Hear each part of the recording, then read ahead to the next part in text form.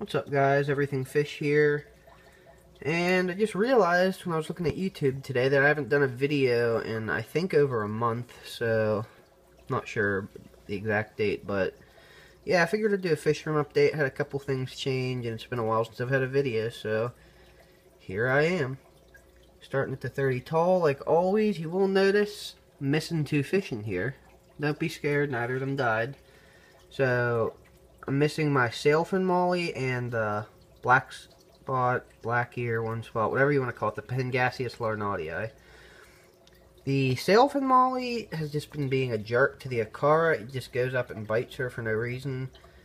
She doesn't really care, but she'll snap at him a couple times. So I decided, since when I have my fish room, I'm not going to have any space set aside for him anyway. I took him to my good friend's fish store, and he's either going to sell him to somebody responsible, or he's going to take him for his fish room. He's a really good guy. He wouldn't sell it to somebody who doesn't know what they're doing. So Molly's gone, and then the Pangasius, I actually already had to upgrade to my 75 because it put on an inch in just under a month. So yeah, I'm just down to Sky, the blue Grommy, the electric blue Akara, which I just call Akara because we never really came up with a name for her, who has, looking at an old video of her, she's grown about 2 inches since I got her, doubled in size and girth, so she's doing awesome.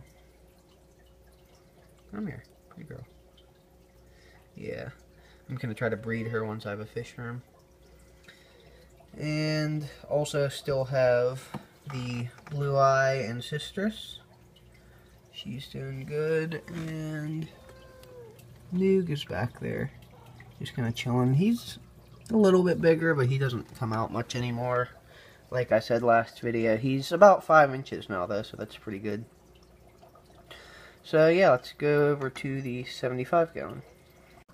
Here's the 75, and not much has changed, but you can see I do have a little bit of decor change in here. I got rid of Sarge the Bullheads cave, and I put this kind of, I've been calling it the Parthenon thing in, which is PVC with a rock on top of it for shade next to a pot so he can hide in. But I thought there'd be more room for him, which it actually is more space if you're talking about volume, but he doesn't like that, so went to Home Depot, got some thicker PVC diameter for him. I think this is 3-inch, maybe 4-inch, not sure, but he likes this stuff. And this is actually the first time I've seen him hide in the top pipe. He's normally down one of the two bottom ones, but last time I got a straight measurement of him was about a week ago, and he was 8.5 inches then, so he is beastly at this point. He's getting huge. He's done the bulk of his growing already, so he's gonna be growing slow until he hits, well, he's gonna be growing slow for the rest of the time. Hopefully he'll hit 12 inches within the next year, and then really hope I can get him to 14, but that's the dream of every bullhead keeper. And then here is the Pangasius larnatii, which I have named Dingus because he just spazzes out and swims against the tank wall all day. Other than when he's feeding, I don't know why. I'm gonna get him a power head so he has something to swim against soon, but sorry about that, guys. Allergy season coming in, but anyway, yeah, I'm gonna get him a power head to swim against. But you can see how much bigger he's already gotten since the first video I have of him. Awesome fish. There's Leo in there. Hard shot. Striped Raphael cat. Just barely kind of see him there, but he's in there. And then finally Pedro is down here. But Gibiceps pleca, who last time I measured him, he was 9 inches if you include his tail. Awesome. And then if you go right next to here, I can't remember if this was in my last update video. I should watch these before I take new ones, but I don't. But this is the 5.5 gallon that the yellow bullhead used to be in.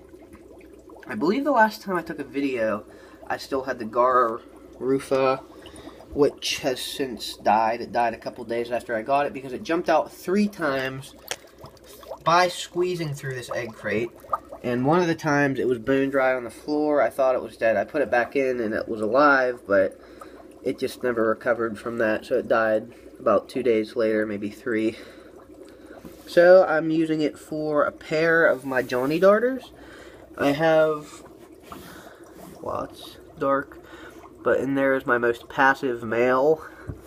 And under the sponge filter, you can't see her from this angle, but is my only female. Because if you recall me saying my group of 5, unfortunately, was 1 female to 4 males, which is one of the worst ratios you can get for darters. Always want more females than males.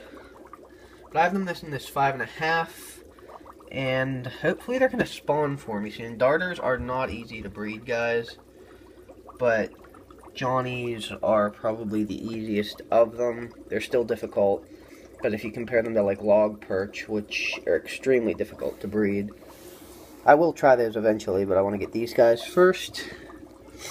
I'm going to give them a spawning trigger in about 2 weeks. The female's getting very gravid, the male's cleaned his cave, but I'm just making sure she has enough roe in her that I can get some fry. Let's go over to the fish room now. Here is the chub tank in the fish room, which is dark as always because it doesn't have a light. They just don't like light in this tank, but yeah, you're not really going to be able to see any of these fish, which is pretty much always. Let me see if I can get a paw over here in the light. The chubs have recovered from their sickness completely, finally. Come here, Paula.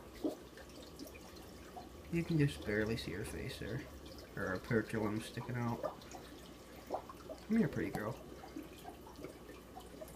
Yeah, video shy right now. Oh well, but all these guys are doing good. Hopefully can upgrade them sometime soon to at least a 75, maybe a 125. Not sure yet. That's this tank. Here to my first 20 tall. It's got the red side dace and the silver dominoes. I had an algae bloom a couple days ago, and I lost my scraper, so I'm just doing that during water changes now. I'll ignore that. I normally do grow algae on the side and back panels just because it kind of acts as a natural filter for the water, eats some of the nitrates, but I like to keep the front panel clean most of the time. These guys are skittish. I'm going to be getting a couple more of each species soon so I can get stable skulls and they're not this skittish. There's a female bluefin killie in the back, and then the male normally hides under there. Here he is. Yeah. So there's that tank. Then there is the riffle tank, 30 long, which has had a couple, well not a couple, one major thing happen to it. Nobody's died, everybody's still alive. But the other day I walked in and noticed the darters were more skittish than usual. And then I looked and saw that the male killifish were fighting with each other, so the females were hiding, the males had very vivid coloration, so I'm about 99.999% sure that the killifish are going to spawn soon. And I have a spawning mop in there, so that's good. Normally they spawn in vegetation, that should work as well. I might put another one in there and sink it to the bottom. Let me see if I can get some sparring footage. They probably won't fight this since I'm standing right in front of them.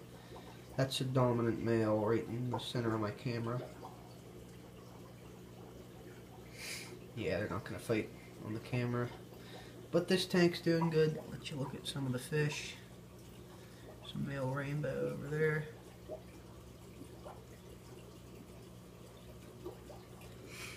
There's... my green side was just over there. Yep, there's his. Over here to probably my now most boring tank.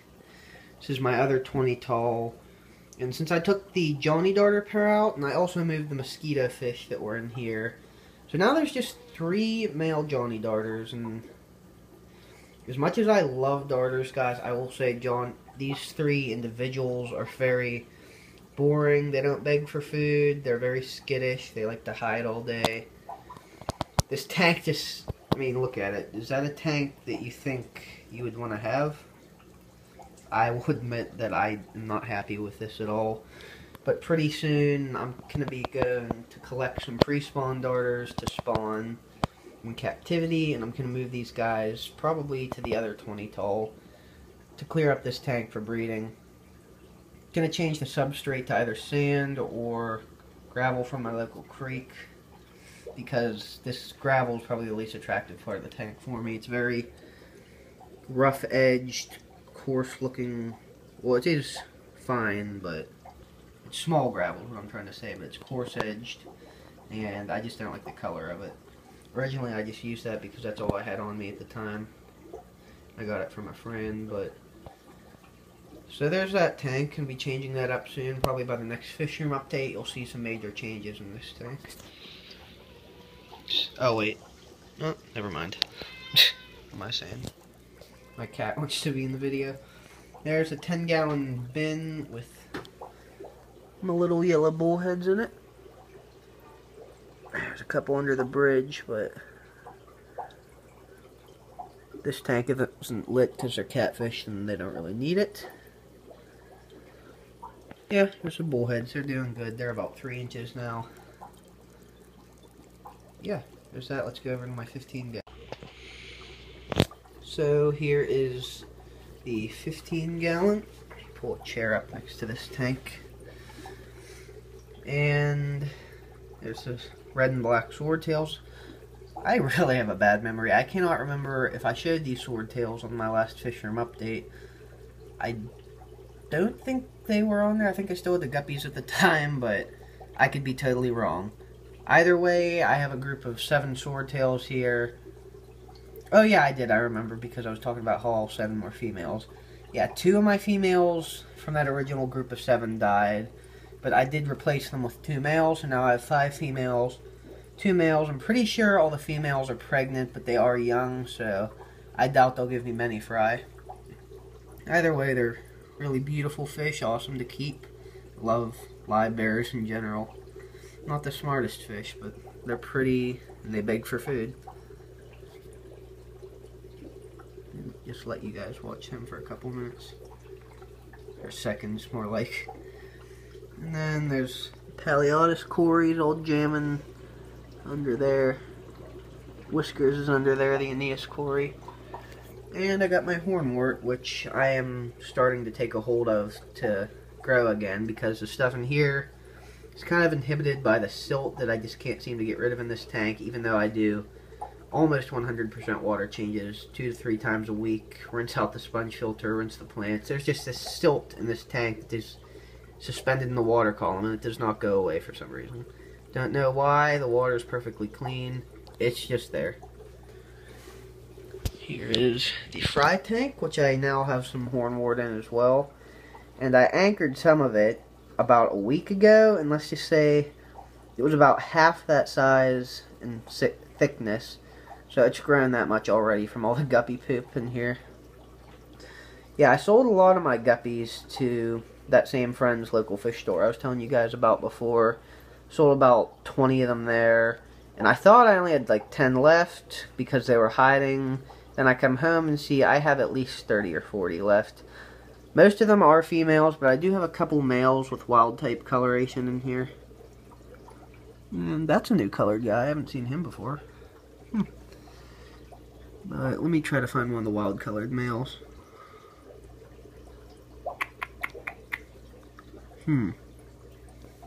Well, can't find them. But I am getting some pink and purple ones, so I don't think I've ever seen a pink guppy before. That's pretty cool.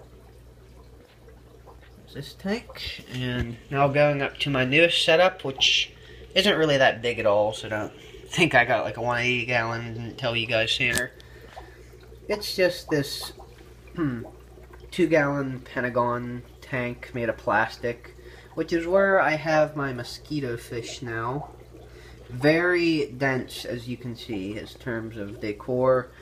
Half the tank I have my best hornwort clippings that I'm growing up in the substrate. Very pretty plant. Love hornwort. Good for everything. Spawning, decoration, easy plant. Love it. And then there's a spawning mop on this side, which is used for cover for these fish. There's one of the females. You can see how much skinnier she is, and that's for a reason. They got so stressed when I put them in this tank that they had fry. 22 of them in here, but unfortunately a lot died since I counted that number yesterday. And the reason for that is that they were born premature. These fish, mosquito fish, when they're born, they should already be free swimming and eating, but these guys, because they were born premature, some of them have undeveloped swim bladders, some of them can't get off the bottom, and a lot of them just die, unfortunately. Like I said, it was just the stress of being moved into a new, smaller tank that made the females drop, so hopefully the next time she does drop, I get viable, healthy fry. I still think I might get 2 or 3 of these that do survive and are completely normal, but the majority of these are going to die or be deformed, so I'll have to call out the deformed ones. So that's sad. I'd love to get 6 of these completely healthy for BAP, but I doubt that'll happen. And that's pretty much my Fishroom update, guys. Trying to think of what else I'm going to cover. Fishing video should be starting soon. I've been out probably at least 10 times this year so far, but the only time I caught something, ironically, was back in the end of January, which was the coldest time I went out. I caught some creek chubs, but nothing since then. I've been to my local creek twice this week, and the water's just so high from all the rain that the fish aren't really seeing the flies I put in front of them, so I can't catch them yet. But they should be starting soon. Diving videos, expect around May, like always. I was planning on taking a trip to a mine in Missouri to dive, but because of the cost of airfare and it's such a long drive, I decided not to go to that. But I am going to some really good dive spots this year, including, well, we're planning on going to them. Nothing's for sure yet, but Lake Erie, Lake Huron, Gilboa again, Morehead City, South Carolina for some saltwater wreck diving, Florida Keys, Florida Springs, and maybe the Niagara or St. Lawrence River up by the Thousand Islands in New York for some freshwater cold drift diving, and Strawberry as usual. Yeah, all those spots, maybe a couple others, maybe not some of them. Like I said, nothing's for sure yet. It's still in the planning. Really depends on everybody's schedule and the weather, but those are some of the potential spots for this year. Fishing is, like I said, starting soon. I am trying to make more fishing videos this year than last year, but I'm not going to promise anything, as I can't determine whether I have somebody who's going to be able to take videos of me while I fish, because I don't have a GoPro that I can take them myself. Well, that's enough of me rambling. This has been my Fishroom update. Should be a native fish care coming soon, because you guys just loved that last video. It already broke like 14 or 15 likes, and it's over 100 views. And my plan as of now for native fish cares is to make a new video, or start making the notes for a new video once the previous one hits 100 views or at least 15 likes. One or the other, or both. That'd be nice. Yeah, so I will see you guys next video.